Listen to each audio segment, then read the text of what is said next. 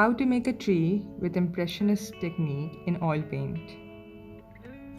So first we are going to make a trunk of the tree using burnt umber.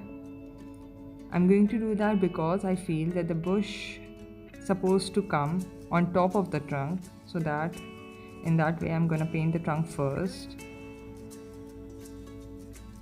Wherever the shadow is, I'm going to use burnt umber.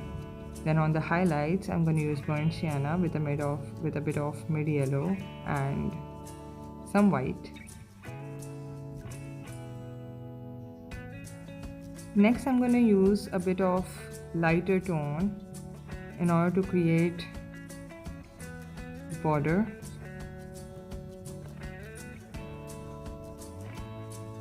For the highlights. Then I'm going to first complete the painting using the darker tone for the shadows. In impressionist technique, I usually focus on the main observation of light and dark. Usually the picture, or I would say whenever I go for live painting, it's just a reference image for me, especially in landscape. I tend to use, I would say, an artist style. My painting do have that effect. As this is, and during landscape painting, I prefer impressionist technique. It's fast, quick, and gives me the end result. I do my own addition in them by increasing the brightness a bit to create vibrant palette. I'm blending the colors a bit using midtones. So I'm adding highlights also. Right now, my main focus is to cover the area. Wherever I feel there is a bush, then I'm gonna increase and decrease the tones as I go along. Also, I am doing this painting on a small size. It's easy for me to carry it along because it's a small size canvas. So I'm also using a paintbrush which is smallest in my kit. Usually I use number 1. And for a tree, I usually use a used paintbrush which has a rough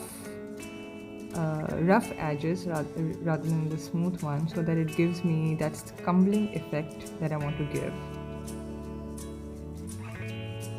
For edges, later on I'll use a new paintbrush so that it gives me a smooth impact. So make sure whenever you are doing edges, use a dry brush.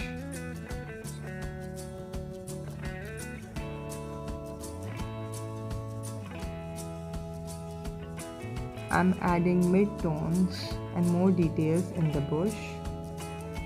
First, I made patches of light and dark bushes, but as I go along, I'm gonna keep on giving details and create tonal variation from light to dark.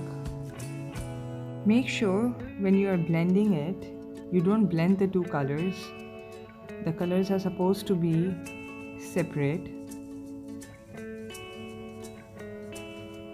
Your hands should not smooth the texture. The texture is the most important part when doing a tree especially. So I like giving texture to the tree. So I use a lot of paint while doing that. I changed the paintbrush to this new one to give the branches. And now I'm again back to my old scumbling brush.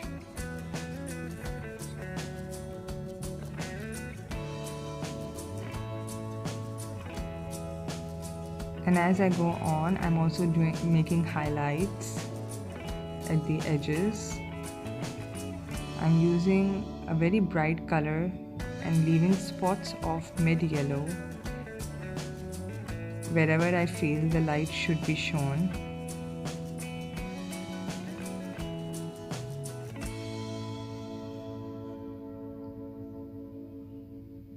I'm using the tip of my paintbrush for that and not blending those spots at all.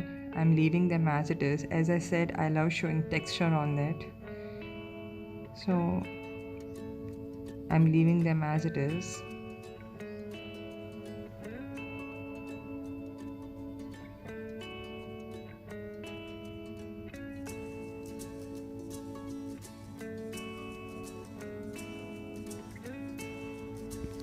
Then I'm going to finally add some white spots, which would be with a mixture of zinc white, mid yellow and ultramarine.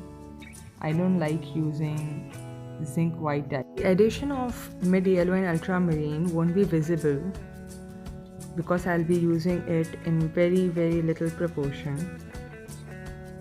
I'm making sure I use the white spots naturally.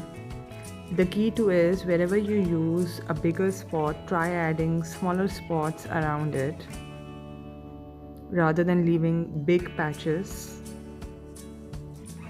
Keep it as natural as possible.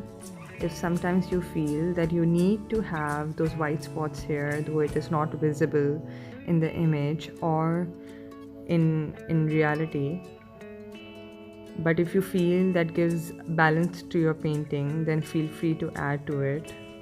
That's what I'm doing. I feel there is a need of white spots here and there, so I'm adding. I like that effect. So this is my final touch up to the painting and I'm almost done. So if you have any queries, feel free to ask me on the comment section. So this is how the final result looks like.